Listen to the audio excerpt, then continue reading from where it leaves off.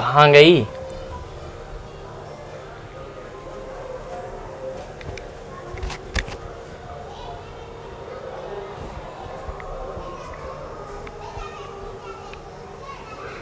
ओ, तो आ गए आप लोग। कुछ नहीं यार, कॉमेडी ढूंढ रहा था हंगामा 2 की कि कहीं मिल जाए, क्योंकि पूरी पिक्चर में तो मुझे मिली नहीं। तो गाइस समझ ही गए होंगे कि आज मैं रिव्यू करने जा रहा हूँ कल डिज्नी प्लस हॉटस्टार पर रिलीज हुई मूवी हंगामा 2। तो मैंने तो भाई झेल ली है ये मूवी। जी हाँ, झेल ली है, देखी नहीं है, झेल ली है मूवी। बताऊंगा क्या था इस मूवी में बुरा और दूंगा इसका एक रोस्टेड रिव्यू। जी हाँ, आज का रिव्यू रोस्टेड होने वाला है। तो चलिए जल्दी से शुरू करते हैं।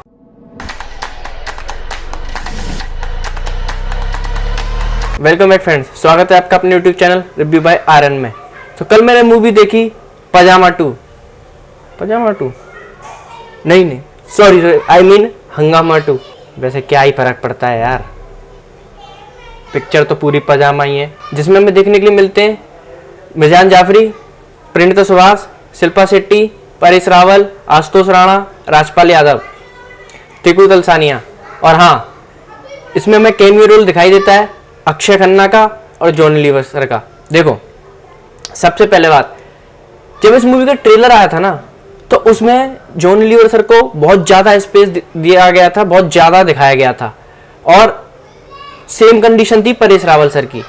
अब होता क्या है, अब मैं आपको रेट देता हूँ। पिक्चर में जॉन लीवर सर सिर्फ 4 मिनट के लिए, वो भी फिल्म के स्टार्टिंग के कुछ सीनों में दिखाई देते हैं। उनका अगर मैं ओवरऑल रोल मिलाऊं तो 4 मिनट से ज़्यादा का रोल नहीं है, और ये पिक्चर की लेंथ है 2 घंटे 36 मिनट। अब सोच लीजिए कि 2 घंटे 36 मिनट की पिक्चर में जिस कॉमेडी का जो लीजेंड माना जाता है जो बंदा, उसके अगर 4 मिनट का रोल है तो उसको तो कैमियो कहेंगे ना। दूसरा, अक्षय खन्ना इंटरवल के बाद सेकंड हाफ में उनके 2 बार सीन दिखाए गए, और वो कैमियो इसलिए क्योंकि पहली वाली अगर हंगामा आपको याद हो तो उसमें मेन लीड में अक्षय खन्ना ही थे। अब बात करूं परेश रावल सर की, तो देखो परेश रावल तो मैं आपको अपनी एक पिछली वीडियो में बता चुका हूं कि परेश रावल जो है वो एक जीनियस बंदा है। अगर आप उसको सही से यूज करो ना किसी भी रोल में, और खासकर कॉमेडी में, तो भाई ये मत भूलो कि उसी बंदे ने हेरा फेरी जैसी मूवी में काम किया है। हेरा फेरी के बाबू भैया का कैरेक्टर उसने अमर कर दिया। भागम भाग, दे दनादन, गरम मसाला का अंकल मेम्बो, मतलब यार जो उस बंदे ने कैरेक्टर कॉमेडी में निभाया ना, मैं कहता हूं कोई नहीं निभा सकता। उस बंदे को पूरी पिक्चर में जितना रोल दिया है ना, उससे ज्यादा कई रोल तो आशुतोष राणा सर का है। देखो, इस पिक्चर की स्टोरी के बारे में मैं बात करूंगा नहीं, क्यों? इसलिए क्योंकि इस पिक्चर की स्टोरी है ही नहीं, मुझे तो मिली नहीं। कॉमेडी इस पिक्चर में, कॉमेडी सिर्फ मुझे 2 घंटे 36 मिनट में मुझे सिर्फ अगर हंसी आई तो इंटरवल के बाद जब राजपाल यादव के जो सीन आते हैं ना, जब राजपाल यादव आशुतोष राणा से मिलते हैं उनके घर जाके, तो उनका भी अगर मैं ओवरऑल रोल बताऊं तो 7 या 8 मिनट, ज्यादा से ज्यादा 10 मिनट का उनका रोल होगा पूरी पिक्चर में। तो सोच लीजिए कि इन्होंने जो कॉमेडी के जो लीजेंड लोग हैं ना, जो मेरे आपके और सबके फेवरेट होंगे, चाहे वो जॉनी लीवर हो, चाहे वो राजपाल यादव हो, चाहे वो परेश रावल हो, कोई भी इनमें से कोई भी हो, उनको किस तरह से इस कॉमेडी मूवी के नाम पे बेस्ट किया गया है। तो उनका 10 मिनट का रोल है, तो वो उनके रोल पे मुझे जरूर हंसी आई, उनके कैरेक्टर पे, उनकी कॉमेडी पे जरूर हंसी आई। बाकी मुझे इस 2 घंटे 36 मिनट की पिक्चर में कहीं भी हंसी नहीं आई। अब पहली बात तो मैं प्रियदर्शन सर से कहना चाहूंगा कि सर, अगर आपके पास कॉमेडी नहीं थी, आपके पास स्क्रिप्ट नहीं थी, तो क्या जरूरत थी इस पिक्चर को बनाने की? मुझे इसका जवाब चाहिए। पता है आप कैसी पिक्चर बनाते थे? हमारा बचपन आप ही की पिक्चरें देख के गुजरा है। हेरा फेरी, भागम भाग, दे दनादन, गरम मसाला, और न जाने कितनी कॉमेडी मूवीज आपने, हंगामा, हलचल, ये सब आप ही की बनाई मूवीज हैं। मतलब पहली हंगामा परेश रावल थे, आपने ट्रेलर में परेश रावल को ज्यादा स्पेस दिखा दिया, आपने प्रमोशन इस तरह से किया कि उसका सीक्वल है, ठीक है। उसके बाद आपने इसका नाम पहले तो हंगामा 2 होना ही नहीं चाहिए था, लेकिन हंगामा आपकी इतनी बड़ी सुपरहिट मूवी थी, उसके नाम को कैश कराने के चक्कर में आपने इसका नाम हंगामा 2 रख दिया, ठीक है। लेकिन पिक्चर तो फिर भी नहीं चलेगी भाई, क्योंकि पिक्चर में चलने के लिए कुछ होना चाहिए था।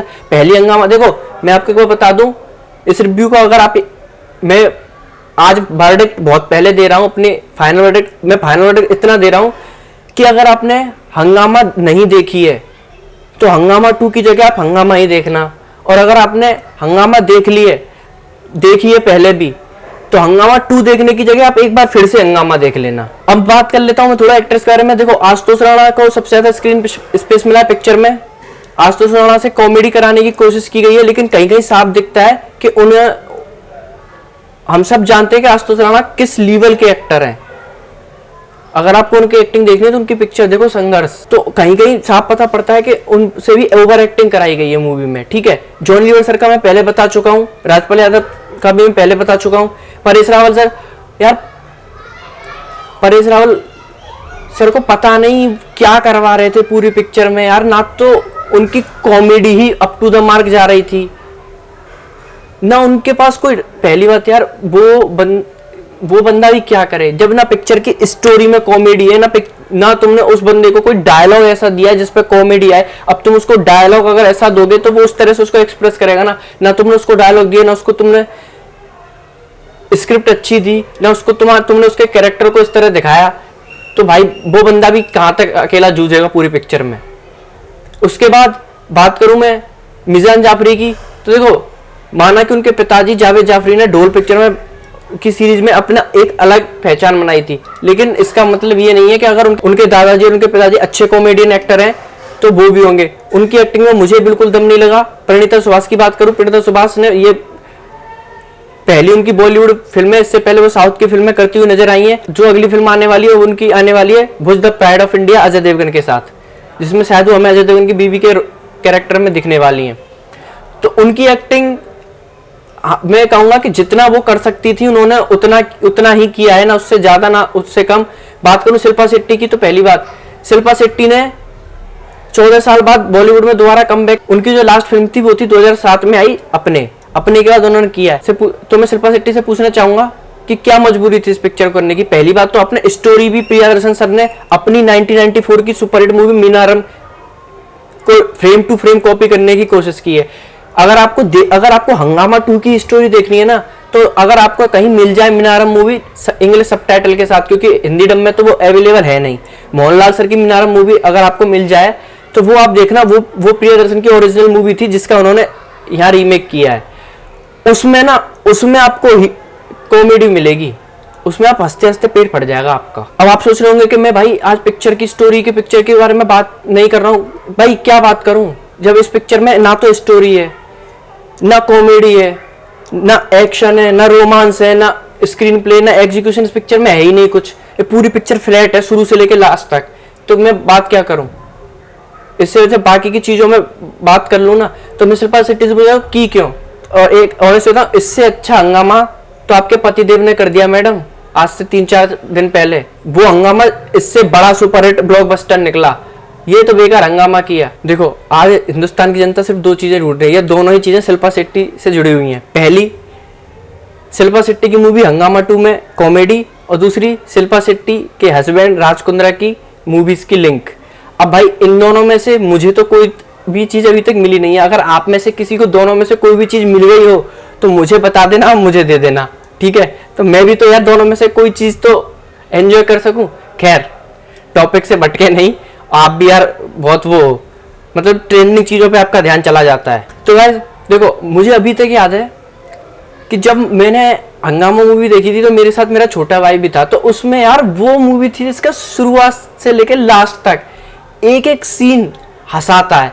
इवन मैं बताऊं, उस मूवी में एक सीन आता है जब अक्षय खन्ना गुलाब के फूल दे के आते हैं परेश रावल के घर पे।